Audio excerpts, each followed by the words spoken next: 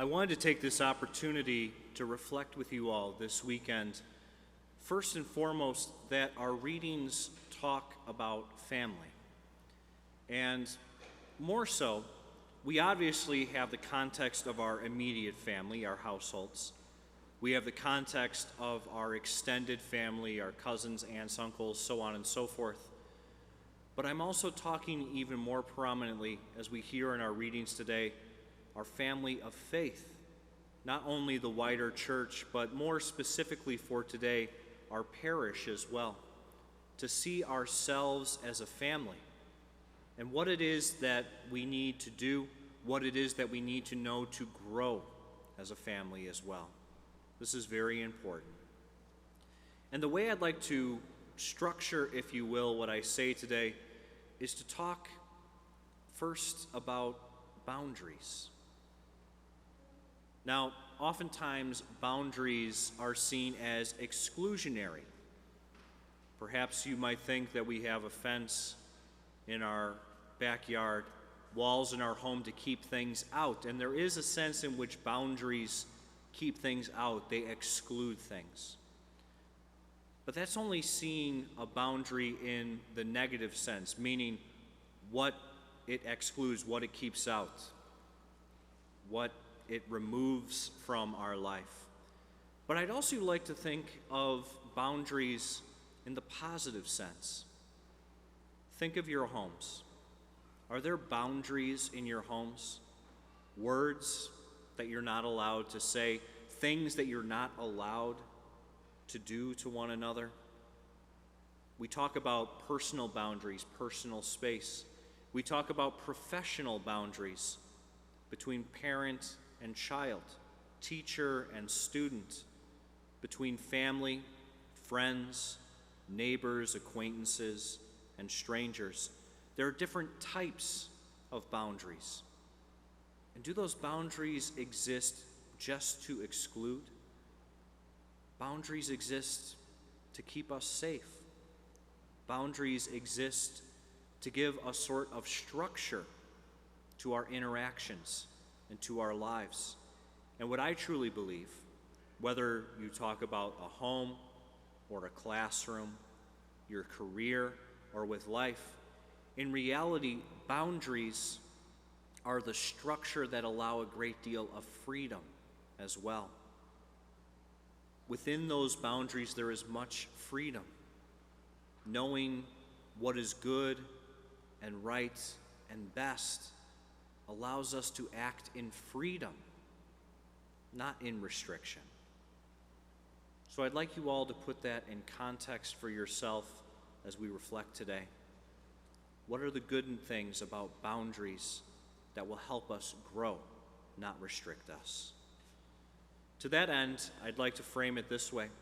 We had our calendar meeting recently to kind of map out all the way into July of 2022. It's hard to imagine we're here right now and thinking to Christmas and Easter next year and First Communions and graduation and all the rest. It's a big, long way in the distance, it feels like. But I started our meeting by telling our different leaders of parish groups this, that we're now in the second year of our long-term plan for our parish. And within that long-term plan is not only the things which go to improve our campus, but also that plan to improve the culture of our parish, to improve the atmosphere, the culture of our parish. And part of that was a mission statement reflective of what we want to be, what we aspire to be. The motto which you see on the sign outside, on our bulletin and everywhere, of love God, serve others, make disciples. And attendant to that as well are certain values. And I told the people at the calendar meeting, the different leaders, to look at our website, and I ask you to do the same on your own time as well. That on our website where it says Discover IC, it says Mission and Values. Review. What do we set as our mission at IC? What are our values? Those values, I said, are the things that guide my decision making, what I prioritize, what I say yes to, what I say no to, as someone trying to lead this community. They're the means by which the values are the posts by which I set up the boundaries of this parish and how we use our time and our resources, which are limited and precious. It's very important that we maximize what we do with what we have at the time. To that effect, then, I'd like also just for your ears to hear those values. Like I said, I won't go into great detail into all of them, but to have you in your ears, because it's not just about me and leadership having these values. These are the values of us as a parish, you as parishioners, me as a parishioner and as a pastor here. These are our values that are in service of the greater mission of the church, the mission that Jesus Christ entrusted to those who were baptized. To that effect, then, these values are as follows: that the first and most important value that we place at the top is a transformative Sunday experience. We know that from all the many people who visit us, we have a big school, but there's more people than just the school. The greatest number of our people that come through our doors and visit our campus are here. So it only makes sense for us to invest our energy and time to make this moment right here our prayer, our community, one of the focal points of our energy and resources. From the music, to our new lectors and Eucharistic ministers, to our volunteers who have been helping so faithfully all this time, to the staff behind the scenes, to make this moment important. But it's not just us, it's you. We cannot make this a transformative experience, a meaningful experience with depth and purpose, unless you want that as well. Is your heart invested in the Mass that we celebrate, the Sunday that we are trying to give not only to God, because this is our sacrifice to God right now, but to each other? We sacrifice for God and for others. There is that great focal point in the book of Joshua where he says, look, if you want to worship the God of the Amorites, of the Edomites, of all the others, then leave. Go. Serve the God whom you worship by how you act. But as for me and my family, we serve the Lord. Who do you serve? Who do you seek? Who do you trust in? The purpose of this Sunday Mass is to give 100%, 200%. Give your heart, your energy to God and to each other. That is our value for all of us here. Secondly, tying into it is genuine hospitality. We have 70, 78, whatever, new families coming to our school this year. People who have had their parishes closed looking for a home, people moving into the neighborhood frequently. Many new people have registered at our parish. Are they made to feel like this is just as much their home as it is for you who may have been here for 10, 20, 30, 50 years? Genuine hospitality means that we have an eye for, a heart for new people, that this is their place to worship, to pray, to put down their roots, just as any of us, to have genuine hospitality. Thirdly, a meaningful community, and these two tie in so well. And what I think is important about this is that we have to be intentional. Many of you growing up in the neighborhood around here or in Chicago know that if you walked around your block, it might take 2 hours because you would speak to your neighbors. You would get to know them, you would see them. But nowadays, I could walk around the circle over here twice and not see a single person, say hello to a single soul if I were to walk 2 miles around our neighborhood. We have a preference nowadays to isolate ourselves rather than to want to build a community. It takes all of us. You have to want to know each other. You have to want to be that friendly face and that meaningful community that we hope to be. Fourth are clear expectations. It is important for all of you to have expectations of me and of my staff and of the ministers who help me carry out our mission. That's good and important. Having high expectations is good, just like in any job or classroom. But it's also important to know that we have expectations of you. Our mission statement not only talks about what identity we have, but also what does it mean to be a parishioner here.